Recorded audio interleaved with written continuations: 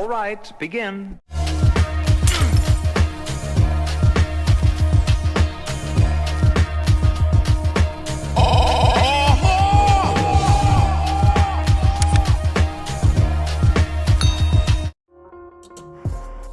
What's going on, y'all, and welcome back to the channel. I hope each and every one of you are happy and healthy today. That's the most important thing. Now, before we go any further, I want to ask you guys a favor. If you don't mind, go ahead and punch that like button and also smash that share button so we can get this channel recognized. And if you're on Instagram, go ahead and give me a follow over there at NCToughTV so that we can stay connected. Now, with all of that said, let's go ahead and get down to business, guys, because I want to talk about a very interesting topic. So on yesterday, DJ Academics had a podcast of his to air, and it featured Hassan Campbell, Wack 100, and Tekashi 6ix9ine. Now, during this podcast, right, things got heated between Tekashi 6ix9ine and Hassan Campbell, and they were talking about the fact that Tekashi 6ix9ine snitched.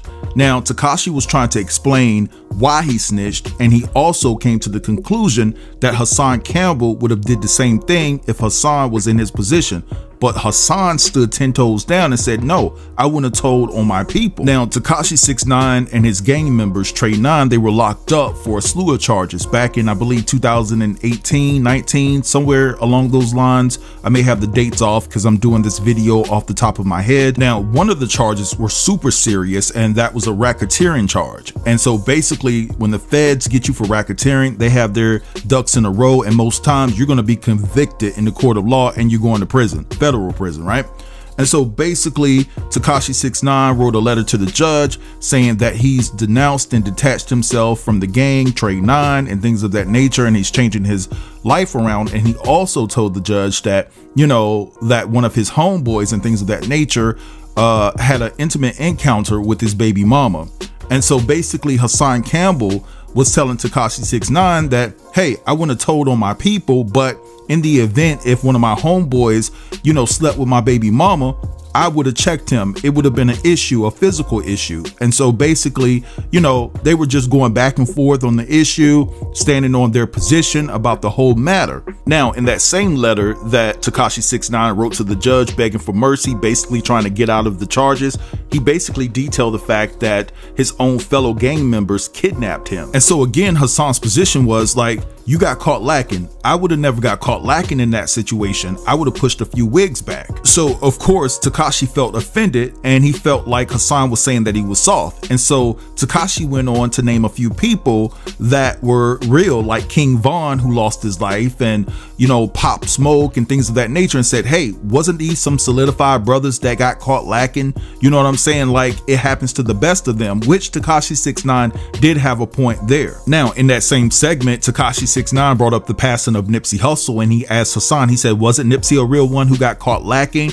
And Hassan's position was, listen, if I was Nip, or if I was in that position, homeboy would have never been able to leave and come back. Once you telling me you leaving and coming back, I'm gonna go ahead and handle my business and protect myself. And so basically they were going back and forth and things of that nature. So while we're on Nipsey Hussle, this is what I want to talk about. I want to talk about the fact that Hassan Campbell exposed Wack 100, right, having a conversation about Nipsey Hussle allegedly being into men. Now, before I go all the way there, I think it's imperative that I play you guys this clip, because this clip is going to be beneficial in pointing out the hypocrisy on the part of Wack 100. Now, in this clip, Hassan brings up the fact that there was word out there on the street that when Alpo came home, that, you know what I'm saying, he picked off 2 people. Now, you guys know I'm paraphrasing here, but I'm pretty sure you guys know what I'm trying to say. Now, when he said that, Tekashi 6ix9ine and Wack 100 immediately said, no, we're not talking about that. Don't bring that up. And Wack 100 was like, allegedly, allegedly, allegedly. So guys, I want you to hear this soundbite, and then I'll be right back. Walking around Harlem smacking the shit. And no, listen. Hassan, is this true? Hassan. Yo, Hassan. Is this true? Alpo was running down. Alpo was punk. Not only was Alpo, let me tell you something. Alpo used to wear that big Harley Davidson by around Harlem. Not only was Alpo punk. Alpo dropped 2 bodies since he been home. That was really true. He did. What? Alpo dropped 2 bodies since he been home. We ain't even gonna talk about that. He dead now. He did? No, it don't justify it. Whoa, Alpo dropped it. No, that's gotta be gas. He did. Alpo? He did. Allegedly. All right, so you guys heard that, and if you paid attention closely, you would have heard Wack say, listen, it doesn't matter if Alpo is here or not, let's not discuss that, right? And so that's what you think any decent human being would do when you're discussing someone that's no longer here to defend themselves, right? Now, the result of this podcast led to Wack 100 and Hassan Campbell falling out with one another. And I thought that they were pretty cool because they follow one another on Instagram. They like each other posts and things of that nature. And the reason why I know is because I do follow Hassan. You know, I support his message to the youth, denouncing, you know, rap music, denouncing gangster music in particular, and also denouncing drill music. So I support Hassan 1000% when it comes to that. Now, as a result of the two of them falling out over this podcast, right, Hassan took it upon himself to go to his YouTube channel and expose Wack 100 for disrespecting Nipsey Hussle, and, you know, being the fact that Nipsey Hussle has passed away and he's not here to defend himself. And so basically Hassan, man, this dude has some information on Wack 100 in the chamber and nobody expected it. I want you guys to take a look and listen at what Hassan, you know what I'm saying, had in the stash in regards to Wack 100 exposing Nipsey Hussle behind the scenes. My Patreon about to get all this footage. All of this. Huh?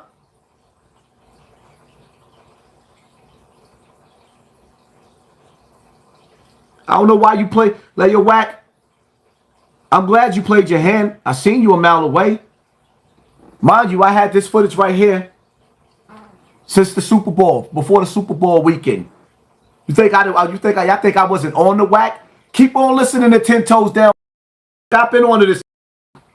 Play the game. When I went to see Academics to do an interview with him, I went with one of a person. When I went to go sit down with Wack, with Tekashi and all the rest of them, I had a mob with me.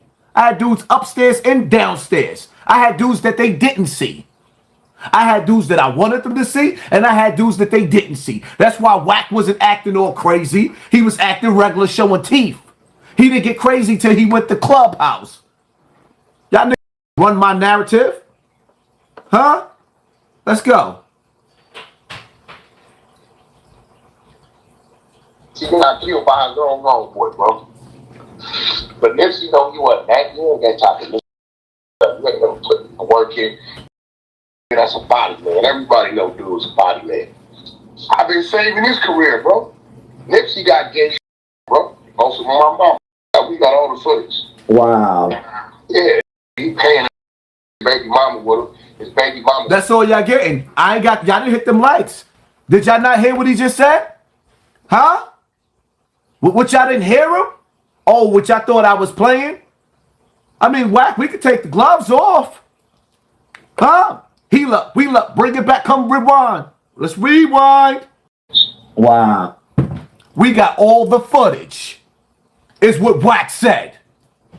He was extorting them, allegedly.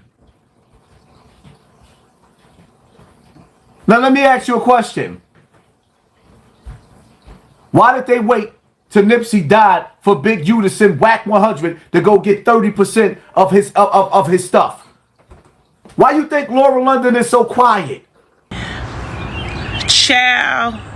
Now, after Wack 100 caught word that Hassan had exposed him for talking about Nipsey behind the scenes, talking about he had footage of Nipsey, you know what I'm saying, engaging in gay acts.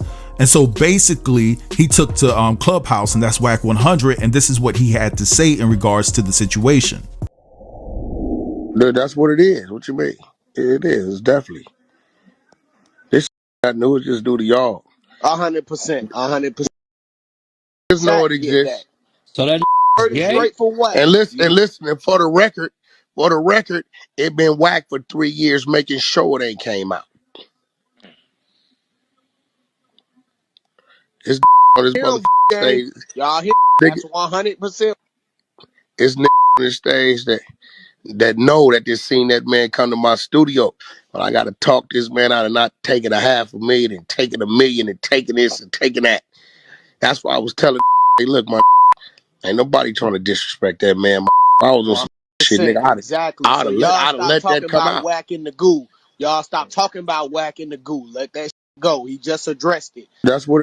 And he got addressed, and he don't know how to handle it. That's what that's all about, bro. That's a sensitive thing that he told about himself. Bro, that And when nigga people bring told it me. up, I he feels just some got type of way. tired of this nigga talking about killing everybody and putting in all this work. I'm like, well, bro, where was the energy with the that you, bro?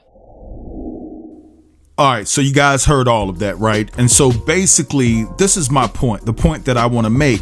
So you don't want to talk about, or you didn't want Hassan to speak on the fact that, you know, he alluded to the fact that he heard that Alpo had picked off a couple of people when he got home, right?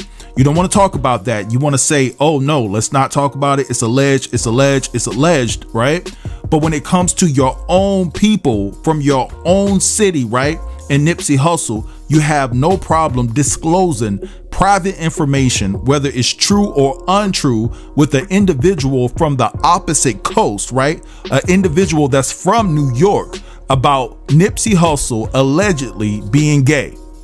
Make it make sense, man. And honestly, I could care less if Wack has footage or not of Nipsey Hussle, right? This is the thing. Nipsey is not here to defend himself, just like Alpo is not here to defend himself. So keep the same energy for both parties involved that are no longer here. You know, keep your mouth closed. Don't speak on it. But you know what? I'm kind of glad that he actually spoke on it, and I'm glad that Hassan recorded it, because if this is true, right?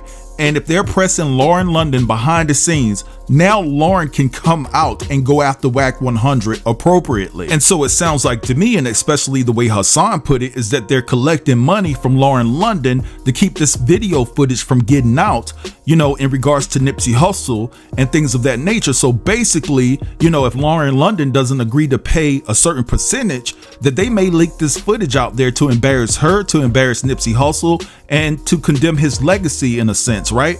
And so this is just disturbing, man. This is wicked on the part of Wack 100 if this is true. And one last thing in closing, man, I gotta say that Wack has a knack for having footage of all of these certain celebrities, you know, caught in compromising positions and things of that nature. It wasn't too long ago where he said that he had a second tape of Kim Kardashian. I believe that he delivered the tape to Kanye, and basically now he has footage of Nipsey Hussle and his baby mama. Like, how does he keep getting his hands on all of this footage? Now, I understand that he was Ray J's manager at one point in time, and so that explains why he would have that footage, you know, with Ray J and Kim Kardashian. But how the hell he get his hands on the Nipsey Hussle footage, you know? So it's just crazy in my estimation that Wack 100 would actually say that.